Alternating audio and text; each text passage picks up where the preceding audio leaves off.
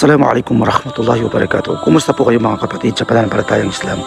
Alhamdulillah, ngayon po ay araw na naman ng Jumu'ah na kung saan ito ang araw na napakabiyaya sa lahat ng mga araw. Huwag ho nating kakaligtaan na paramihin ang pagbibigay ng papugay, pagsalawat sa ating mahal na propeta Muhammad sallallahu alaihi wasallam.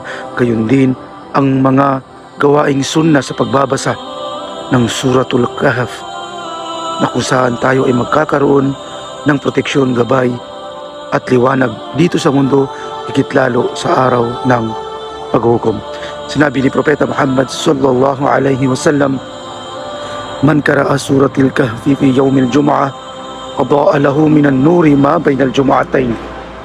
Sinabi niya sallallahu alaihi wasallam, sino man ang basahin niya ang Surah Al-Kahf sa araw ng Jumu'ah o Friday, ay magkakaroon siya ng liwanag, patnubay, gabay sa pagitan ng dalawang Friday.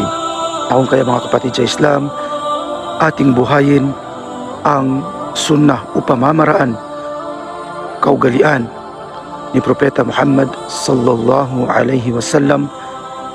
Wallahu alam wa sallallahu ala nabiyina Muhammad wa ala alihi wa sahbihi ajma'in. Assalamu alaikum warahmatullahi wabarakatuh.